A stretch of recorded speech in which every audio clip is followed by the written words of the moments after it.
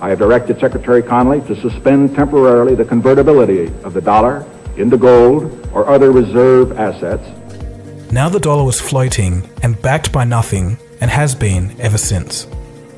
Okay, so let's think a little. If the US dollar is backed by nothing, but the world's reserves are backed by the US dollar, intrinsically, since 1971, doesn't this mean that all currencies are now backed by nothing tangible, only trust in the American government? Well, this is correct. Money backed by nothing is known as fiat currency. Fiat in Latin means let it be done. In other words, the government says it is money, so it is. A consequence to having money backed by nothing is that whenever the Federal Reserve creates money, it dilutes the currency supply of all other nations because their reserves are backed by the US dollar. All countries' reserves are worth less each time money is created. In the past few years, the Federal Reserve has printed trillions of dollars, and countries like Russia and China have noticed this. As a reaction to the money printing, these countries have been selling US dollar reserves and buying gold over the same period. But wait a second. Some of you clever thinkers out there may have asked yourself, if every currency on Earth is backed by nothing, how am I able to pay for things? Well, as it turns out, the whole economic system today is running because it's backed by faith. Faith that you can exchange your unit of currency for goods or services. In a way, part of that faith comes from the fact that not many people actually know where money comes from. We're about to find that out in this video. A central bank is essentially the entity that manages a nation's money supply, and it can loan money to the government with interest.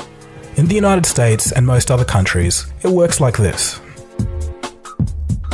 When the government needs more money than they receive from taxes, they ask the Treasury Department for money. The Treasury then receives an IOU or bond from the government. The Treasury, through the banks, gives this IOU to the Federal Reserve. The Fed then writes a check for this IOU and hands it to the banks. At this exchange at the banks, money is created and it can be used to pay government bills. So hang on, where does the Fed get the money to be able to write this check? They get this money from nowhere. They literally just invent it. Here's a quote from the Boston Federal Reserve. Quote, "When you or I write a check, there must be sufficient funds in our account to cover the check. But when the Federal Reserve writes a check, there is no bank deposit on which that check is drawn. When the Federal Reserve writes a check, it is creating money." End quote. So in essence, they're writing a check and creating money from an account that has no money in it. The money the Federal Reserve creates can be used as legal tender to buy things and eventually makes its way into the real economy. If you and I did that, we'd go to jail for fraud, but they can do it because they invented the system. This is the same system used throughout the world today. Another part of this money creation happens at the commercial bank side. Every time you take out a loan to buy a house, car or TV, banks create money out of nowhere to give you this loan, and you still have to pay interest on it. And don't just believe me when I say that. Hear it for yourself from the horse's mouth, the people running the system. Graham Towers, former governor of the Central Bank of Canada, states, quote, "Each and every time a bank makes a loan, new credit is created, new deposits, brand new money." End quote. Paul Tucker, Deputy Governor of the Bank of England, quote, "Banks extend credit by simply increasing the borrowing customer's current account." End quote. So what they're basically saying is that each time the bank makes a loan, the bank doesn't use other people's deposited money and give it to you. It creates new money. In modern times, this means typing digits into a computer. 97% of all money is digitally created like this. Only 3% is the physical cash and coins that we carry. Another crazy thing that commercial banks can do is lend out 10 times more money than they actually have in reserves. This is called fractional reserve lending. So who wrote this ridiculous system into law? For the United States, it was part of the Federal Reserve System drafted in 1913.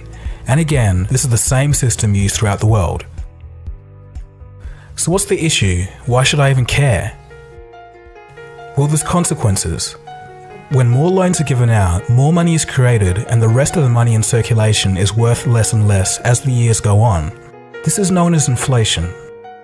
In a way, inflation is basically a tax that we all pay for the fraud of money printing. Easy money now in exchange for tax on our future generations. It's also why in 1950, a house used to cost $7,000 and a car $2,000. Obviously, this is no longer the same today. Things will always keep getting more expensive as long as this system is in place. This was actually kind of okay because wages grew in relation to inflation until about 2008. Why this stopped happening is a story for another day. So things are already pretty crazy, but they get even crazier. The more you look into it, the stranger things become. So remember how we're talking about how central banks and commercial banks can create money out of nothing? This procedure actually does create something. It creates debt. Let me explain. When you take out a loan, it's written down as an asset in the bank as a negative form, kind of like a negative value of money, or otherwise known as debt. Under this system, debt is actually money. And again, don't just listen to me. Mariner Eccles, former governor of the Federal Reserve, states, quote, "If there were no debts in our money system, there wouldn't be any money." So in essence, instead of gold being the backbone of our economy, it's now debt. The system we're under now is sometimes referred to as the debt-based monetary system. It requires that debt always grows. Countries and people must become deeper in debt so that there's more money in the system, because remember, debt is money. If people and governments stop borrowing money and pay back loans, the debt doesn't grow, the money supply shrinks, and the system falters. It truly is bizarre, but we all live in this system each and every day. The Federal Reserve and other central banks control money by adjusting its supply and how much it costs to borrow money, otherwise known as the interest rate. With these tools, and as a consequence of human group psychology, central banks can create booms and busts in the economy at will and also distort and derail an economy by messing with it. Let's take a quick case study. In the year 2000, Federal Reserve Chairman Alan Greenspan cut interest rates to 1%. He did this to try and fight off a recession from the dot-com bubble and encourage people to borrow money.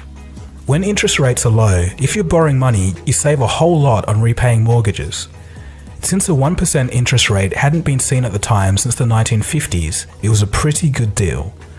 Greenspan's idea was that he could create a wealth effect. People would start to buy houses, the prices would go up, and then people would feel wealthier and spend more money in the economy and stimulate it.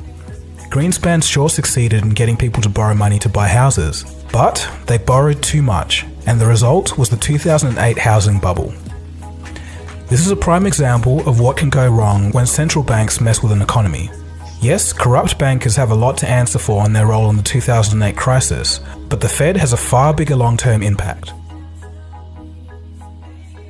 Even crazier things are happening in Japan. Their central bank is buying so many stocks that they were the #1 buyer of Japanese stocks in 2016. So they have part ownership of companies with money that they created from nothing. So in essence, it is the central banks that control our economy and the central and commercial banking system together that control all of our money.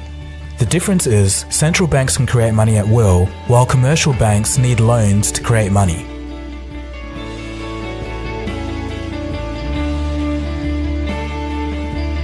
To give you an idea of people's views of central banking when people actually knew what central banks were, here's a couple of examples.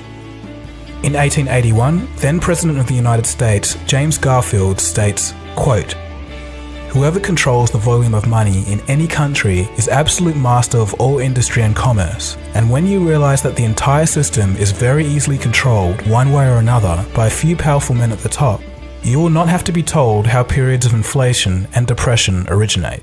End quote. Benjamin Franklin in his autobiography stated that the prime reason for the American War of Independence was a battle over who actually controlled and issued the money of the new colonies. Moving on to more modern times, Nobel Prize-winning economist Milton Friedman states, quote, "The Federal Reserve definitely caused the Great Depression by contracting the amount of currency in circulation by 1/3 from 1929 to 1933, end quote. So with all of this being said, some would argue that central banks are not inherently a bad thing. They just need to be part of the government and not privately owned. The government should be able to issue its own money for the benefit of the people and shouldn't have to pay a massive interest on its own debt. This was tried at least once in the United States by President Lincoln, who stated this, "The government should create, issue, and circulate all the currency and credit needed to satisfy the spending power of the government and the buying power of consumers. By the adoption of these principles, the taxpayers will be saved immense sums of interest. Money will cease to be master and become the servant of humanity.